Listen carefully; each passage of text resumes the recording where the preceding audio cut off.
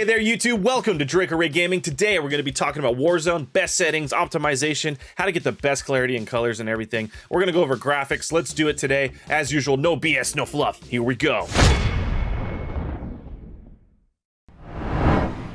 Under options and in the graphics tab, I've been streaming this first of all since it came out from day one. Let's jump right into it. Display mode, I do a full screen borderless because I stream. A lot of people have been asking me why I run this, and that's why. A lot of people have been also asking me to make this video for an updated graphics settings for Warzone since I stream it successfully so much and I never have any crashes or anything like that. I'm running on my Acer X34 Predator monitor at 120 hertz.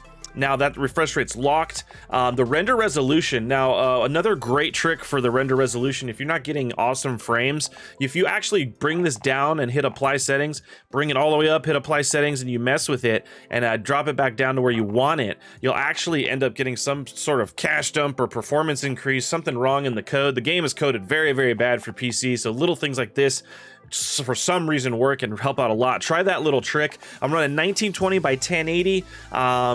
Dynamic resolution I have disabled, so what that does is try to maintain a targeted frame rate by increasing or decreasing your frame rate on the fly, your actual texture resolution on the fly to increase your frame rate, actually is what I meant. So that I don't like that fluctuation in visibility. I like to find something stable where I like it, that sweet spot, and then stick with it. So I don't use that option. The dynamic resolution target frame rate is for this setting here. Now if you're trying to target a certain frame rate, you will want to run that. Now if you have a very, very low end system, this is a setting you want to actually run, and you want to target a frame rate of maybe 60 to 90 frames, maybe even 75. 120, 100 may just be too much. Now the aspect ratio I keep automatic, but depending on your monitor you can run whatever. I found that on my ultra wide it doesn't run well, so I run a 16:9 automatic setting in 1920 by 1080.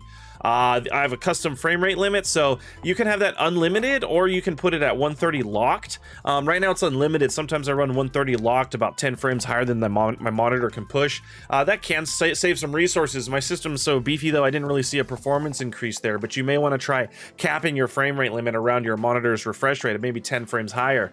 Don't spend the extra resources that you don't need to in game. All these other settings here, like NVIDIA Reflex, low latency, NVIDIA highlights. I don't use the replay feature. I try to disable any NVIDIA highlights that I'm not going to be actually using. Brightness is still at 50, and then as you can see here, NVIDIA Reflow is enabled. Now you can run enabled plus boost, and I would recommend enabled or enabled plus boost. It actually helps out quite a bit. So now there's this sub tab here, quality. We're gonna go in there. My field of view, so this will affect frame rate a lot. So I run 120 because I like to see it. A lot of pros and other people, streamers, they run 103 to 110. Somewhere between 100 and 110 is the main preference, but around 103 is the sweet spot, everybody says. I just prefer the 120, and I have the system that can push it, and it really increases that wide angle field of view, makes you feel like you're running faster. It has some different effects, so see what suits you. Try that out. Under advanced field of view, you can do affected or independent. Now this will either zoom in your screen when you ADS or just keep your field of view when you ADS. So it's very, very just dependent on what you like. It's very preference based. Camera movement, I turn it all the way down as much as I can because I like as much stability as I can. And streaming quality, I go low on this. Now for resolution and texture filter anti-scropic, I go high. I snipe, so I need to see at a distance. Now if you're a sniper, you're playing on PC, all this stuff, these settings are perfect for you. If you're on a lower end system, well, you may need to go medium on these or low, but things will get a little blurry. So I go high on these. Particle quality, you can go low or high, it doesn't matter. I just go low. I'm trying to save as much resources as I can where I need them, and then using that horsepower for other areas, like, you know, clarity, so I can see. Let's go bullet impacts and sprays. I just disable, they're distracting, and sometimes I mistake sprays for people. Get rid of them. That's a nice tip and trick for just stay focused on the game. Tessellation, I just do the near ones, not the far ones, so it doesn't stress out system. Dismemberment and gore is enabled. That's again preference. On-demand texture streaming, I did standard quality. You can increase this. Now this only really, I believe, matters if your texture resolution is set to high, and then it'll show some higher quality or standard quality textures. So that comes down to your system hardware and preference once again. And I'm not really caching or texturing. I just kind of left that standard. I don't mess with it a lot.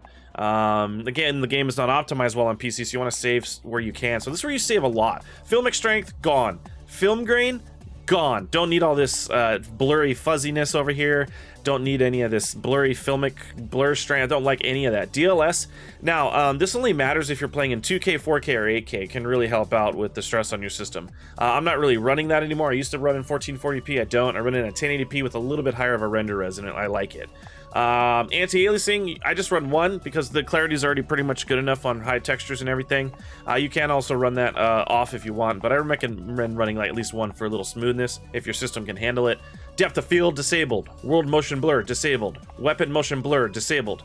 Clear as possible for me and my snipes and kills. Shadow map resolution is normal. You can run normal or high. High if you're sniping and say like back in Verdansk, I'd run high. The maps are a little smaller now. Maybe Caldera you run high. Normal or high is what I recommend for these. Now, Cashbot Sun Shadows, I don't notice a difference still to this day with this disabled and enabled on my system. It may make a difference for yours, but I don't. This is what I'm running. Low on the particle lighting. DirectX ray tracing definitely off. This ambient occlusion, I used to just run with it disabled.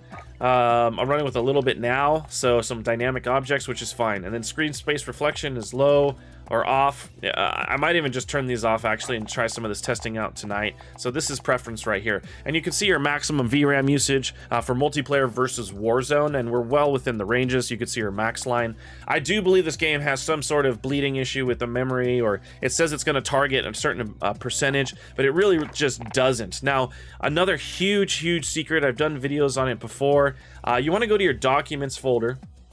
You want to look for Call of Duty Modern Warfare, and then players, and inside here there's a advanced configuration file, and again, if you're first watching this video, you don't have to go watch the old ones. I'll share it here now. But what I was talking about, the memory bleed issue, there's a video memory scale here. It says it's going to target about 0.85, so 85% of your video memory, your GPU RAM, but I believe it's trying to utilize quite a bit more. And so what this is targeting is about 85% of your GPU VRAM, but again, I think it's targeting more like 95 or 98%. That's just my assumption. It just doesn't seem to work like it should. So you can even lower this to 0.55, 0.65, and then what you can also do is render worker count is looking for your physical cores on your CPU.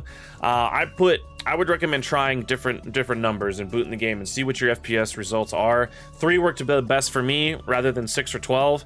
I ran my CPU in a full core mode with all 12 cores and 24 threads.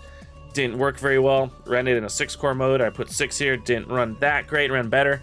Ran a 4, ran a lot better. Ran 3, it ran super better. So I'm running 3 out of my main 6 cores on my CPU right now, and the game's running great. This is the best settings for 2022. I hope these settings help you with Warzone. They do for me. I stream all the time. I never have any dev error crashes or anything like that. I've done a lot of research on this, and I've got some other tips and tricks and videos coming. If you liked, please comment down below. Let me know what problems you're having. I'd love to talk to you guys. Like, comment, subscribe. I'm Draco, and I'll see you on the battlefield.